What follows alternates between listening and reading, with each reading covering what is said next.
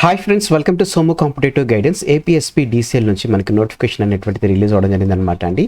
AEE notification అనమాట. మీకు ఈరోజు మార్నింగ్ వీడియోలో మీకు నోటిఫై చేసినట్లుగా మొత్తం 135 పోస్టులకు గాను నోటిఫికేషన్ అనేటువంటిది రిలీజ్ చేయడం జరిగింది అనమాట అండి. ఈ 135 పోస్టులకు సంబంధించినటువంటి ఏజ్ క్రైటీరియా ఏమిటి, అలాగనే ఎడ్యుకేషన్ క్వాలిఫికేషన్ ఏంటిది, నెక్స్ట్ సెలెక్షన్ ప్రాసెస్ అనేటువంటిది ఎలా ఉంటుంది, నెక్స్ట్ సిలబస్లో ఏమైనా చేంజెస్ ఏమైనా ఉన్నాయా, దాంతో పాటుగానే రెండు తెలుగు రాష్ట్రాలు అంటే తెలంగాణ వారు ఈ పోస్ట్కి అప్లై చేసుకోవచ్చు అనేటువంటి దాంతోపాటుగా ఎగ్జామ్ డేట్స్ అనేటువంటిది ఎప్పటి నుంచి ఉన్నాయనేటువంటి పూర్తి వివరాలతోటి ఈ వీడియో అనేటువంటిది మేము ముందు తీసుకురావడం జరిగింది అనమాట అండి.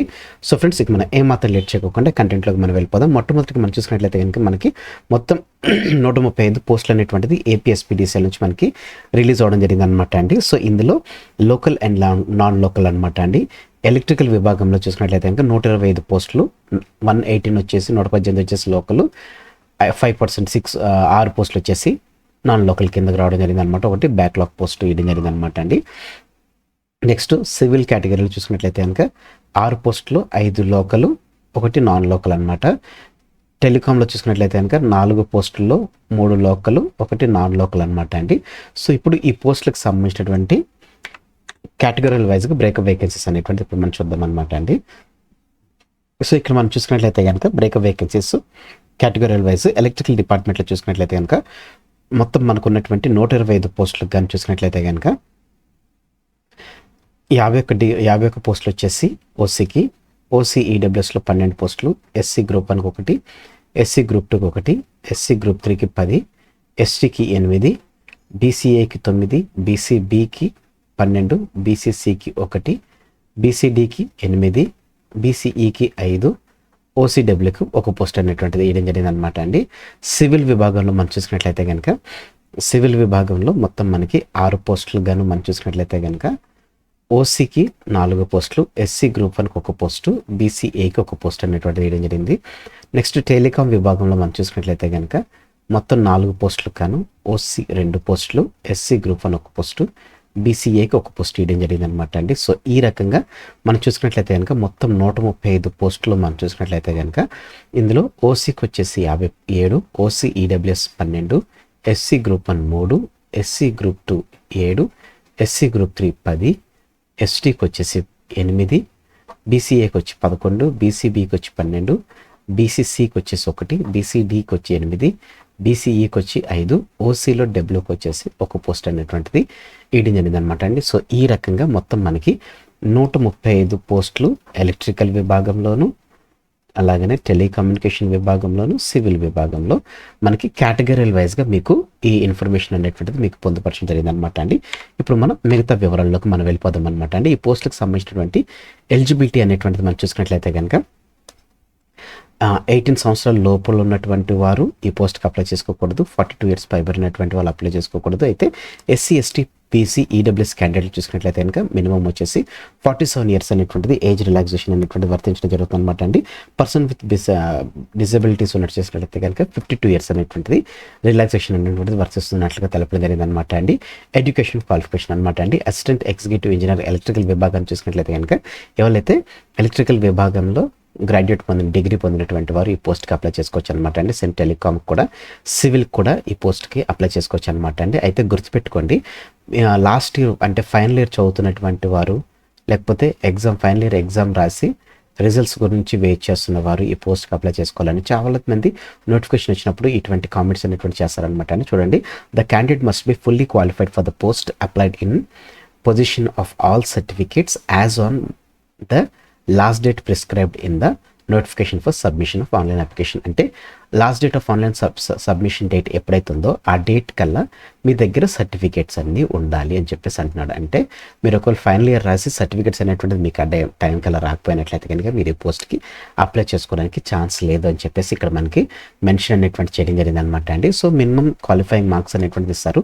బీసీకి వచ్చి 40%, బీసీ ఓసీకి వచ్చి 40%, బీసీకి వచ్చి 35%, ఎస్సీకి వచ్చేసి 30% అంటారు. కానీ కాకపోతే మనం రియాలిటీలోకి మనం వెళ్ళినట్లయితే కనుక రియాలిటీలో మనకి ఈ మార్క్స్ అనేటువంటిది ఏమీ మనకి ఎలిజిబిలిటీ కాదనమాట. ఎందుకంటే 1:1 రేషియోలో మనకి సెలెక్షన్ అనేటువంటి చేస్తారు. కాబట్టి 135 పోస్టులు మనకి 135 మందిని మాత్రమే తీసుకోవడం జరుగుతుంది అనమాట. అంటే ఎవరికైతే హయ్యెస్ట్ మార్క్స్ వస్తాయో, ఎవరైతే టాప్ 135లో ఉంటారో వారికి మాత్రమే ఈ పొజిషన్ అనేటువంటిది ఇస్తారనమాట. ఈ మినిమం క్వాలిఫైయింగ్ మార్క్స్ అనేటువంటిది వేస్ట్ అనమాట అండి, మనకు అది అవసరం లేనటువంటిది అనమాట. సో సెలెక్ట్ అయినటువంటి వర్క్ చూసుకున్నట్లయితే కనుక 75,000 బేసిక్ పే నుంచి స్టార్ట్ అవుతుంది అనమాట అండి. అప్ టు 2,89,000 వరకు, 2,08,915 వరకు స్కేల్ అనేటువంటిది, పే స్కేల్ అనేటువంటిది రివైజ్ అవుతూ జరుగుతుంది అనమాట అండి. సో సిలబస్ విభాగానికి మనం చూసినట్లయితే కనుక ఎలక్ట్రికల్ విభాగంలో మనం చూసినట్లయితే కనుక electrical circuit, electrical machines, power systems, utilisation and control systems, measurements, analogue and digital electronics, power electronic and devices అనేటువంటిది, డ్రైవ్స్ అనేటువంటిది ఇది కోర్స్ టాపిక్ అనమాట అండి. దీని నుంచి మనకి 70 మార్క్స్ అనేటువంటిది వస్తుంది. టెలికామ్లో 70 మార్క్స్ వచ్చేటువంటి టాపిక్ వచ్చి network analysis, 4 series, electronic device and circuits, digital circuits, linear control systems, transmission lines and antennas, Maxwell's equations and field theory అనేటువంటిది, అలాగనే wave guides and components, basic of micro processor and micro controller, communication systems అనేటువంటిది అనమాట అండి. Civil విభాగంలో 70 మార్క్స్కి వచ్చేటువంటి content ఏంటంటే strengthening material, reinforced concrete, soil mechanics, steel structures, fluid mechanics and machinery, foundation engineering అనేటువంటిది ఉంటుంది అనమాట అండి. అలాగనే కామన్ సిలబస్ అంటే మనకి టోటల్గా 100 మార్క్స్లో 70 మార్క్స్ అనేటువంటిది కోర్ సిలబస్ ఉంటుంది. ఏదైతే మిగతా 30 మార్క్స్ ఏవైతే ఉంటుందో 30 మార్క్స్కి వచ్చేసి ఈ కామన్ సిలబస్ అనమాట అండి. అదేంటంటే reasoning and general intelligence, general awareness, quantitative aptitude, English language and computer knowledge proficiency అనేటువంటిది అనమాట అండి. సో దీనికి సంబంధించినటువంటి మార్క్స్ అనేటువంటిది ఎలా సాగ్రిగేట్ చేస్తారనేటువంటిది ఇక్కడ మనకు పొందుపరచడం జరిగింది అనమాట అండి. సో కోర్ టాపిక్స్కి వచ్చేసి అన్నిటికీ 70 మార్క్స్ అనమాట అండి. జనరల్ ఇంటెలిజెన్స్, రీజనింగ్కి వచ్చేసి 5 మార్క్స్ అనమాట అండి అన్నిటికీ. నెక్స్ట్ జనరల్ అవేర్నెస్కి వచ్చేసి అన్నిటికి వచ్చేసి 7 మార్క్స్. ఇంగ్లీష్ లాంగ్వేజ్ అండ్ కాంప్రహెన్షన్కి వచ్చేసి 5 మార్క్స్, అంటే టోటల్ ఇంగ్లీష్ నుంచి మనకి 5 మార్క్స్ అనేటువంటిది వస్తుంది అనమాట. యాప్టిట్యూడ్ నుంచి అత్యధికంగా 8 మార్క్స్ అనేటువంటిది వస్తుంది. కంప్యూటర్ నాలెడ్జ్ నుంచి 5 మార్క్స్ అనమాట. ఈ రకంగా మనకి 100 మార్క్స్ అనేటువంటిది వేయడం జరుగుతుంది అనమాట అండి. గుర్తుపెట్టుకోండి, ఇది కంప్యూటర్ బేస్డ్ టెస్ట్ అయినా కానీ మీకు నెగిటివ్ మార్కింగ్ అనేటువంటిది లేదని చెప్పేసి ఇక్కడ మనకి వేయడం జరిగింది అనమాట అండి. ఇది ఒక రకంగా చూసుకున్నట్లయితే కనుక మంచి తరుణంగా మనకు వెళ్ళవచ్చు అనమాట అండి. అయితే ఎవరు local candidates, non local candidates అని చెప్పేసి తెలుపుతున్నాను కదా. అసలు లోకల్ క్యాండిడేట్స్ ఎవరైనా మనం చూసుకున్నట్లయితే కనుక ఎవరైతే ఏపీఎస్పీడీసీఎల్ డిస్ట్రిక్ట్ రీజన్ కవర్ అయినటువంటి వారు, అంటే ఎస్పీఎస్ఆర్ నెల్లూరు, తిరుపతి, చిత్తూరు, అన్నమయ్య, వైఎస్ఆర్ కడప, నంద్యాల, కర్నూలు, అనంతపురం, శ్రీ సత్యసాయి అనేటువంటి ఈ డిస్ట్రిక్ట్ చెందినటువంటి వారు, వీళ్ళు మాత్రమే లోకల్ క్యాండిడేట్స్ కింద ఉంటారనమాట అండి. Apart from these districts those belongs to non local candidates అనమాట అండి. సో ఈ రకంగా మీరు గుర్తుపెట్టుకోండి. ఫీజు చూసుకున్నట్లయితే కనుక అందరికీ 1000 రూపీస్ అనమాట అండి. సో ఎవరైతే క్యాండిడేట్ కంప్లీట్ చేస్తాడో, అంటే వాళ్ళ యొక్క అప్లికేషన్ ఫీజు అనేటువంటిది రిసీవ్ చేసుకున్నట్లుగా తెలపడం జరిగింది అనమాట అండి. సో అందరికీ 1000 రూపీస్ అనేటువంటిది ఫీజు అనేటువంటిది మెన్షన్ చేయడం జరిగింది అనమాట అండి. ఆన్లైన్ అప్లికేషన్ సంబంధించినటువంటి ప్రాసెస్ అనేటువంటిది మనం చూసుకున్నట్లయితే కనుక 30th జూన్ నుంచి మనకి, అంటే మరి ఇంకో 5 డేస్లో మనకి ఆన్లైన్ అప్లికేషన్ స్టార్ట్ అవుతుందండి. 20th జూలై వరకు మనకు ఉంటుందన్నమాట అండి. సో నియర్ బైలో మనం చూసుకున్నట్లయితే కనుక మనకి 21 డేస్ అనేటువంటిది ఉంటుందన్నమాట అండి. సో ఎవరైతే ఎలిజిబిలిటీ ఉన్నటువంటి వారు 30th నుంచే మీరు అప్లై అనేటువంటి చేసుకోండి అండి. లాస్ట్ డేట్లో మీకు అప్లికేషన్ ప్రాసెస్ కానీ, బ్యాంకింగ్ ఇష్యూస్ కానీ ఇవన్నీ వచ్చేటువంటి ప్రాబ్లం ఉంది కాబట్టి, సో మీరు ఇవేం లేకుండా ఉండడానికి ఫస్టే మీరు కంపల్సరీగా మీకు సంబంధించిన డీటెయిల్స్ అనేటువంటిది వెంటనే మీరు ఒకవేళ క్వాలిఫై ఉన్నట్లయితే కనుక వెంటనే మీరు దాన్ని అప్లై చేసుకోండి. కంప్యూటర్ బేస్డ్ టెస్ట్ సెంటర్స్ అనేటువంటి చూసుకున్నట్లయితే కనుక మనకి మొత్తం 47 ఇయడం జరిగింది అనమాట అండి. 47 దాంట్లో మనకి రాసుకోవచ్చు అనమాట అండి. సో అన్ని డిస్ట్రిక్ట్ సంబంధించినటువంటి అన్ని మెయిన్ సెంటర్స్లో మనకి ఎగ్జామినేషన్ సెంటర్స్ అనేటువంటిది ప్రొవైడ్ చేయడం జరిగింది అనమాట అండి. అపార్ట్ ఫ్రమ్ ఆంధ్రప్రదేశ్లోనే 47 ప్లేసెస్లో మనకి వేయడం జరిగింది అనమాట. అపార్ట్ ఫ్రమ్ ఆంధ్రప్రదేశ్, తెలంగాణలో చూసినట్లయితే కనుక హైదరాబాద్, ఖమ్మం వేయడం జరిగింది. కర్ణాటకలో బెంగళూరు వేయడం జరిగింది. తమిళనాడు చెన్నై వేయడం జరిగింది. ఒడిశాకు వచ్చేసి బర్మపూర్ అనేటువంటిది వేయడం జరిగింది అనమాట అండి. సో ఈ రకంగా మనకు ఉంటుంది అనమాట అండి. ఆన్లైన్ ఎగ్జామినేషన్ అనేటువంటి చూసుకున్నట్లయితే కనుక 22 ఆగస్ట్ నుంచి 29th ఆగస్ట్ వరకు ఎగ్జామ్ అనేటువంటి కండక్ట్ చేస్తారు అనమాట. 22 నుంచి 29th ఆగస్ట్ వరకు మనకి ఎగ్జామ్ అనేటువంటిది కండక్ట్ చేస్తారనమాట అండి. డ్యూరేషన్ వచ్చేసి 3 hours ఉంటుంది అనమాట. 3 గంటల ఎగ్జామినేషన్ అనేటువంటిది ఉంటుంది అనమాట. సో 100 questions, 180 మినిట్స్ అనేటువంటిది డ్యూరేషన్ అనమాట. 3 అవర్స్ కదండి. సో 180 మినిట్స్ అనేటువంటిది డ్యూరేషన్గా కింద ఉండడం జరుగుతుంది అనమాట అండి. సో నార్మలైజేషన్ ప్రకారం, ఎందుకంటే సిబిటీ చేస్తున్నారు కాబట్టి నార్మలైజేషన్లోనే ఎగ్జామ్ అనేటువంటిది అంటే మార్క్స్ అనేటువంటి కన్క్లూడ్ చేస్తారు. 125 మెంబర్స్కి కేవలం 125 మెంబర్స్ని మాత్రమే సెలెక్ట్ చేసుకోవడం జరుగుతుంది అనమాట అండి. చూసుకోండి, సర్టిఫికేట్ వెరిఫికేషన్ వీటికి 1:1 రేషియోలోనే పిలవడం జరుగుతుంది అనమాట అండి. సో ఎవరైతే ఆన్లైన్ అప్లికేషన్ చేస్తున్నారో మీ దగ్గర హాల్ టికెట్ అనేటువంటిది మీరు ఫైనల్ వెరిఫికేషన్కి వెళ్ళేటప్పుడు మీకు కావాల్సినటువంటిది ఇక్కడ మనం మెన్షన్ చేయడం జరిగింది అనమాట అండి. అయితే మీ education certificate, date of birth certificate, SSC memo అనేటువంటిది, original caste certificate, school studies certificate అనేటువంటిది, ఒకవేళ రెసిడెన్స్ అయితే residence certificate, income certificate, proof of identity అనేటువంటిది, నెక్స్ట్ తెలంగాణ నుంచి మైగ్రేట్ అయినటువంటి వారైతే కనుక సో దీనికి సంబంధించినటువంటిది సర్టిఫికేట్స్ అనేటువంటిది సర్టిఫికేట్ ఆఫ్ వెరిఫికేషన్లో మీకు కావాల్సినటువంటి ఐటమ్స్ కింద ఇందులో మనకి మెన్షన్ అనేటువంటి చేయడం జరిగింది అనమాట అండి.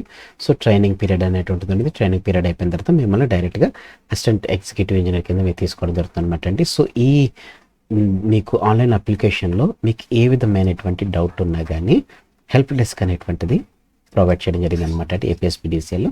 సో ఇవన్నీ మొబైల్ నెంబర్సే కాబట్టి మీకు ఈజీగా ఉంటుంది అనమాట. ఈ వీటన్నిటికి మీరు కాల్ చేసుకుని మీరు చేయొచ్చు. లేకపోతే మీకు ఏ విధమైన డౌట్ ఉన్నా కానీ మీరు నాకు మెసేజ్ చేసినా కానీ దానికి సంబంధించిన వీడియో కూడా నేను మీకు వాళ్ళతో మాట్లాడి మీకు ఇన్ఫర్మేషన్ అనేటువంటిది మీకు ప్రొవైడ్ చేయడం జరుగుతుంది అనమాట అండి. సో ఏపీఎస్పీడీసీఎల్ రిక్రూట్మెంట్ సంబంధించినటువంటి ఇంపార్టెంట్ చూసుకోండి. నోటిఫికేషన్ వచ్చేసి మనకి ఈరోజు రావడం జరిగింది అనమాట అండి. అప్లికేషన్ ఫీజు అనేటువంటి చూసుకున్నట్లయితే కనుక ఆన్లైన్ అప్లికేషన్ స్టార్టింగ్ వచ్చేసి 30th జూన్ నుంచి 28th జూలై వరకు ఉంటుందన్నమాట అండి. ఆన్లైన్ మాక్ టెస్ట్ అవైలబిలిటీ అనేటువంటిది మనకి సైట్లోనే మనకి 15th ఆగస్ట్ నుంచి ఉండడం జరుగుతుంది అనమాట అండి. డౌన్లోడ్ హాల్ టికెట్స్ వచ్చేసి 7 days ముందు అంటే 22nd అన్నారు కాబట్టి 15th నుంచి మనకి హాల్ టికెట్స్ అనేటువంటిది డౌన్లోడ్ చేయడం జరుగుతుంది అనమాట అండి. 22nd నుంచి 29th వరకు ఎగ్జామ్స్ అనేటువంటిది ఆన్లైన్ బేస్, సిబిటీ బేస్, ఏ విధమైనటువంటి నెగిటివ్ మార్కింగ్ అనేటువంటిది లేదు. ఇది గుర్తుపెట్టుకోండి. ఫైనల్కి వచ్చేసి సెకండ్ డే ఆఫ్టర్ కంప్లీషన్ అంటే 31st కల్లా మనకి ఆబ్జెక్షన్ కీ అనేటువంటిది రిలీజ్ చేస్తారనమాట. ఏమైనా ఉంటే కనుక మనం ఇచ్చేసచ్చు. ఫైనల్ అనౌన్స్మెంట్ అనేటువంటిది మనకి సెప్టెంబర్ లాస్ట్ వీక్లో మనకి టెంటేటివ్గా ఉన్నట్లుగా తెలపడం జరిగింది అనమాట అండి. సో ఈ రకంగా మనకి టోటల్గా 135 పోస్టులకు సంబంధించినటువంటి నోటిఫికేషన్ అనేటువంటిది మనకి రిలీజ్ అవ్వడం జరిగింది అనమాట అండి. సో ఇది ఒక రకంగా చూసుకున్నట్లయితే కనుక గుడ్ న్యూస్గా తెలపచ్చు అనమాట అండి. ఎవరైతే ఆస్పిరెంట్స్ దీనికి ప్రిపేర్ అవుతున్నారో మీరు కింద కామెంట్ సెక్షన్లో కామెంట్ అనేటువంటి చేయండి. తద్వారా నాకు కూడా కొంచెం ఇన్ఫర్మేషన్ అనేటువంటి ఉంటుంది. ఆన్లైన్ అప్లికేషన్ ప్రాసెస్ సంబంధించినటువంటి స్టెప్ బై స్టెప్ ప్రాసెస్ తోటి వీడియో కూడా నేను ముందుకు తీసుకురావడం జరుగుతుంది అనమాట. Thanks for watching the video. Have a nice day. All the best for exams. Bye.